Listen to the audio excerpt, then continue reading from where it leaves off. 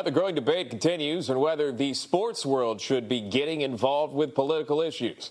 ESPN's Max Kellerman told his audience that, quote, extremist right-wing agitators were responsible for the ongoing riots across the nation. ESPN has viewers of all political ideologies, including a high percentage of easily influenced young people. It's a different group when you talk to them. Joining us now to discuss is Adam Guillette, president of Accuracy in Media. Good to see you. Thanks so much for coming on, Adam. I appreciate it. What do you think? ESPN here getting involved. A bold statement there from Kellerman. What are your thoughts? It's morally outrageous. We've all been irritated with ESPN for years for becoming too political. If Kellerman wants to espouse crazy conspiracy theories, he should join MSNBC. There's no reason for him to be brainwashing and confusing and spreading this nonsense to easily influence young people when the facts just are not on his side. Adam, talk to me about this. Okay, so if you're talking to, you mentioned MSNBC, MSNBC talking to their viewers, CNN talking to their viewers. They have this phrase, preaching to the choir, right? The people that are watching want to hear their opinions. We understand that. But how is ESPN different? Because their audience is broader than just one key demographic. Well, when we think about influence today, the media landscape is so fragmented that many of us just listen to news outlets that tell us what we want to hear. Right. Leftists watch MSNBC and CNN, and they read the New York Times. Conservatives might watch Fox or read the New York Post. The only time we consistently expose ourselves to opposing points of view is in non-political places, maybe celebrity influencers on social media, or more commonly in sports. That's what makes this so dangerous. Kellerman didn't spread these lies to a bunch of liberals. He spread them to young people. He spread them to apolitical Americans. And he's spreading lies that end up resulting in violence. Yeah, and here's the problem with that is if you're wanting to stay away and live in the fray of non-politics, maybe you go to sports. This is what you used to do. But then you get these, quick jabs in there from Kellerman and such telling you these things. They live right there in your head. Maybe you don't look it up. You just run with it. Let me bring in the panel to talk about this. Jack Kingston's joining us. He's a former Georgia congressman and Trump 2020 campaign surrogate and former Trump campaign senior advisor, Republican. Also, Jessie Jane Duff, gunnery sergeant, U.S. Marine Corps retired, advisory board for Women for Trump, and co-chair advisory board Veterans for Trump. Thanks for coming on. Jack, I'll start with you on this. Okay, you've got the national anthem. People we're watching now, are they going to stand? Are they going to stay in the locker room? Are they going to kneel? You've got helmets with names of police brutality victims on the back of helmets. You've got the end zone with slogans on them. You've got commentators preaching at you things that need to change, not even talking about sports before games. How do you still enjoy the sport?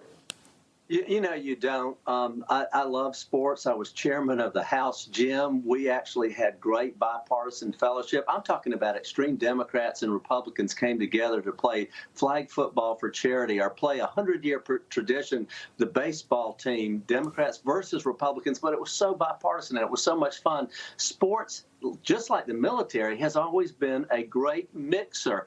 Remember the movie that came out about 10 years ago called Remember the Titans, about T.C. Williams High School in Alexandria, Virginia in the 1970s during the height of integration tension, brought blacks and whites together for a football championship. And that happened actually all over the country. And it was a true story, by the way.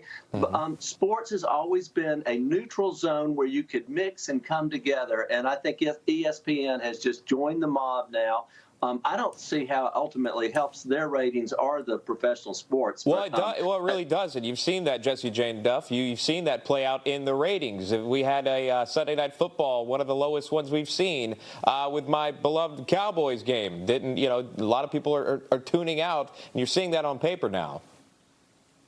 Yes, I was a season ticket holder for the Washington Redskins, obviously when they were the Redskins. I was also a season ticket holder for the Washington Wizards. And I did this for years. I went to games adamantly. But for someone like myself to sit on the floor of any of these entertainment venues in Washington, D.C., to see this liberal mania going across the court, that's not what I pay for. And they have to recognize my money is as good as the left's money. And when you start losing revenue because you you have offended people that are conservative, what are you doing? I respect the right of many of these players to speak off of the court. I am not against that. I think it's really ignorant when anybody says, shut up and play ball.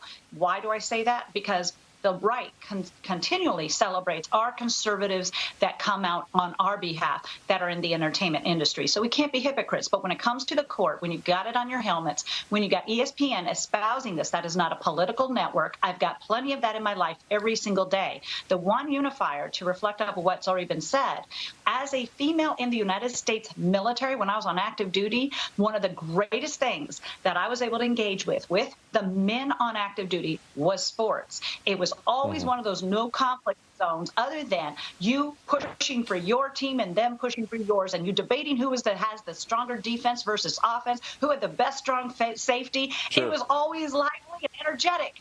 Yeah. But now we got to debate over whether you take a knee or not for the national anthem. This is ridiculous. I imagine you would be upset about that. And by the way, thank you for your service. Final thought, real quick, Adam, weigh in on that for me. No. If we want to heal these divisions in our nation, we need to not hyper-focus on the things where we disagree, but instead focus on the things that can bring us together. Sports can bring us together. ESPN knows there is a problem. They've acknowledged it. On our website, aim.org, you could send a message to their executives and tell them you want these politics out of your sports. It's so complicated. What a year. Jack Kingston, Jesse Jane Duff, stick around. Adam Guillette, good to see you. Thank you for your time.